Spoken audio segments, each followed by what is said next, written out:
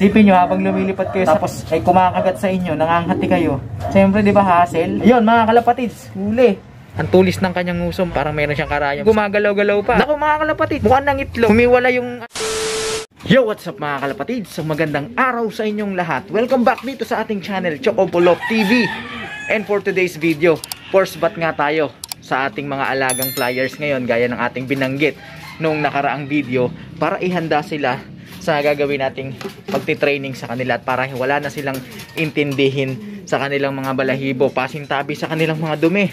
Ayan mga kalapatids, okay naman yung kanilang mga dumi at ayan yung ating iwinalay na inakay kahapon. So time check tayo mga kalapatids, 7:40 ng umaga. At dahil dyan, makakawalan na natin dating gawi yung ating mga alaga. Ayan, magkumahus na kayo. Ayun, diretso na. Diretso na. Ayun mga kalapatids, diretso na yung ating mga alaga. Ito, naiwan yung isa. Bas. Yun. Ayun. Diretso na mga kalapatids. Sisipag lumipad.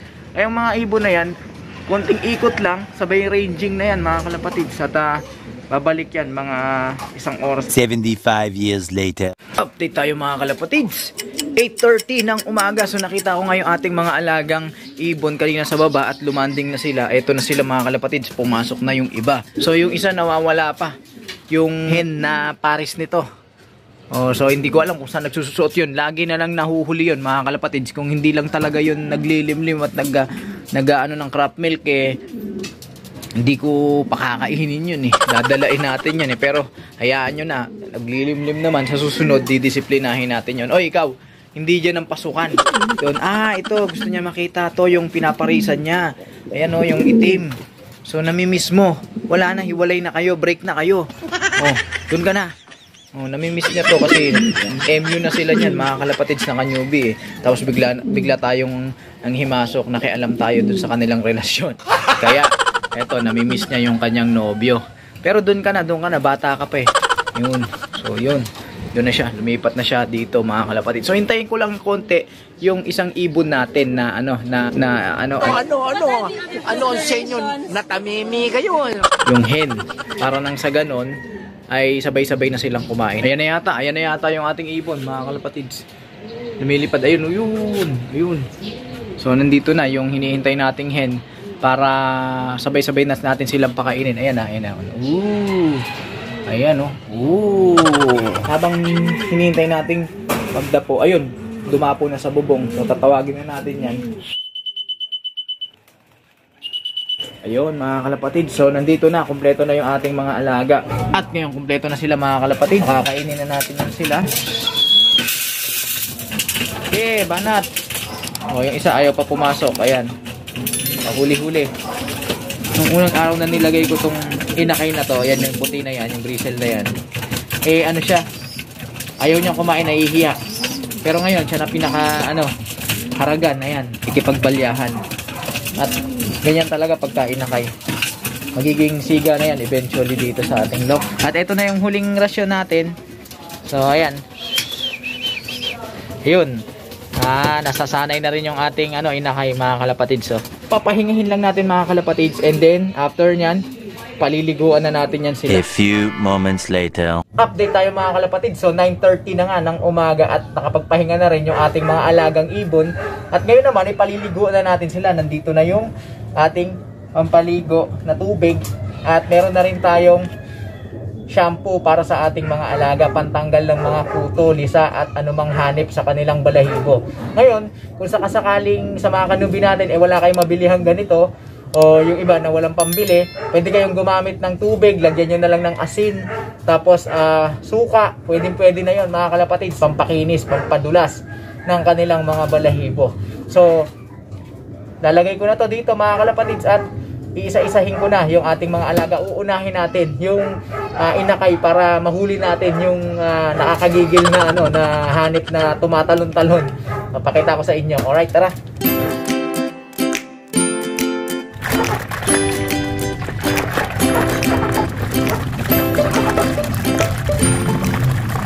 Yan mga kalapatid, so okay na siguro yung ganitong bula. At kung sakasakaling mawala yung bula, haluin lang natin para nang sa ganun ay bumula uli. Mas maganda kasi pag may bula mga kalapatids. So, kukunin ko na yung ating mga ibon. Uunahin ko na yung inakay mga kalapatids dahil gusto kong hulihin yung hanip na nasa kanya. Alright. So, ito na nga yung ating inakay mga kalapatids. Umpisahan na natin to. Tara. Ayun. Sa mga kanubi dyan na hindi pa nakakapanood kung paano tayo magpaligo at nagtatanong paano yung pagpapaligo sa kanilang mga alaga. So ganito lang mga kalapatids, kanilagay nyo na yung ibon nyo, babad nyo lang muna. Hayaan ninyong masok yung kanyang balahibo. Tapos pag alam nyong basa na, saka nyo buklatin yung kanilang mga pakpak. At pagpag nyo dun sa sa tubig. Para sa ganun mababad din yung mga ilalim ng kanilang pakpak. Ayan. Para hindi sila kamot ng kamot.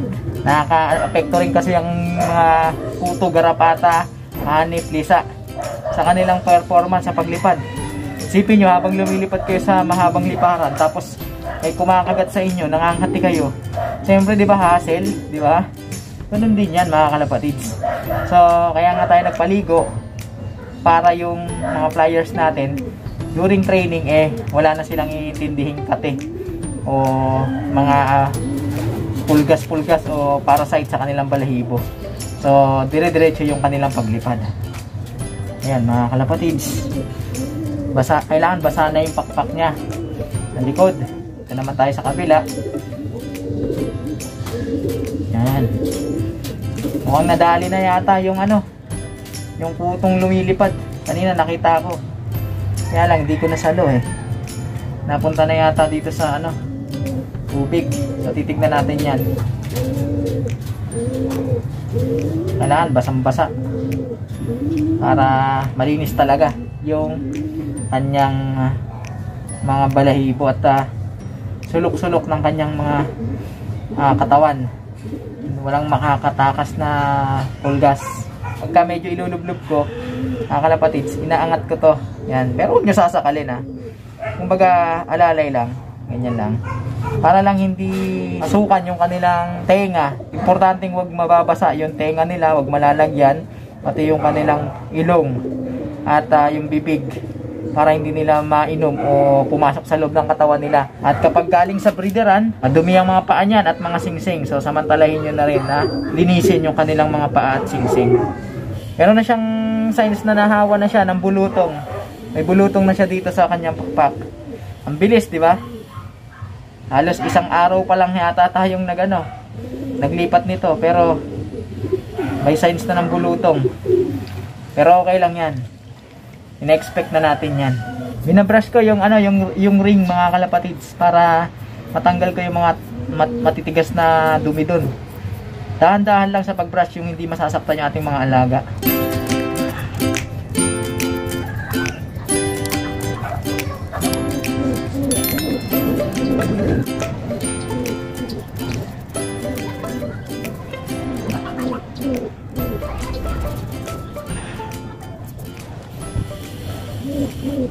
Mapapansin nyo, ang tagal ko siyang binababad mga kalapatids kasi hindi lang hanip pala ang nakikita ko dito, yung tumatalon-talon. Meron din siyang mga lisa na nakakapit dito mga kalapatids. Yung parang mga mahabang parasite. Talagang ang bilis ng bulutong mga kalapatids. So dito sa pakpak niya, nararamdaman ko yung mga tumutubong bulutong. Sana sa katawan lang, huwag siyang tamaan sa mukha kasi pag tinamaan sa mukha to, papangit siya. Magaya na nangyari dun sa binulutong nating ipon. Ayun mga kalapatids, huli mga kalapatids, yung ayun, ito yung purgas. Ito mga kalapatids, huling-huli ayun yung parang langaw na may pakpak na tumatalon-talon. Ito nakakapit pa pero na laki huli mga kalapatids, mga anak to, kaka-perwisyo to sa ating mga alaga. Dapat lang talaga na matanggal yung mga ganito. Ayun laki ng tiyan, botsog. Nalaso na siya dun sa chemical. So tapusin na natin yung pagpapaligo dito. Pag alam nyo mga kalapatids na madaming parasite yung mga alaga ninyo, ibabad nyo ng husto para nang sa ganun talaga tay yung mga nakakapit na parasite. Yan, okay na to mga kalapatids. Di man natin matanggal yung mga lisa na nakakapit dito, pero wala na yon, kumbaga nadali na yon ng chemical. na nandito sa ating pampaligo. Alright, lalagay ko na to dun sa viewing area para nang sa ganon ay matuyo na yung ating alaga.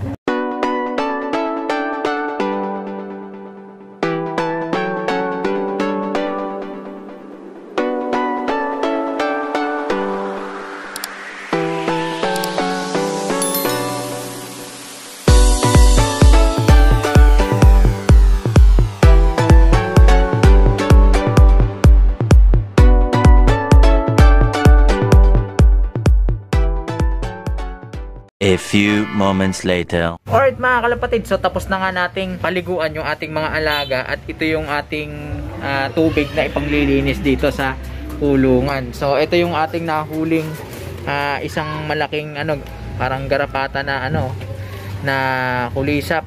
Ayan parang langaw na may pakpak, tapos tumatalon-talon, matulis yung kanyang nguso, yung kanyang ilalim, ayan parang busog na busog at parang langaw nga ito mga kalapatids, na hindi mo mawari kung langaw ba to, kung ano.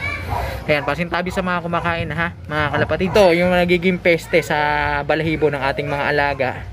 Ang tulis ng kanyang nguso mga kalapatids, kung nakikita nyo lang, ayun parang meron siyang karayam sa kanyang nguso.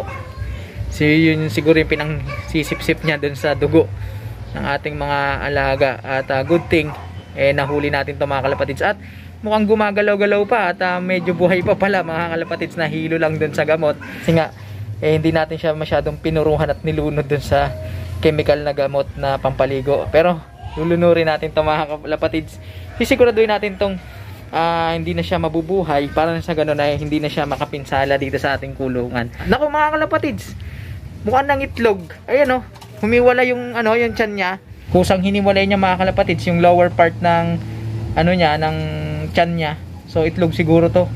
At ito yung totoong itsura niya mga kalapatids. Ayan. Uy, nahulog yung itlog. Pero okay lang. Tatapon natin at pipisatin natin yan. Ayan. Ayan siya mga kalapatids. So pasintabi sa mga kumakain dyan. So yun pala. Kala ko botsyog siya dahil maraming nakain. Yung pala mga kalapatids, itlog pala niya yun. So dito ka na. Baka mabuhay ka pa. Ayan. Diyan ka na. Yan, palulutangin natin yan dyan. Yun, lumubog. Tapos ito yung kanyang itlog.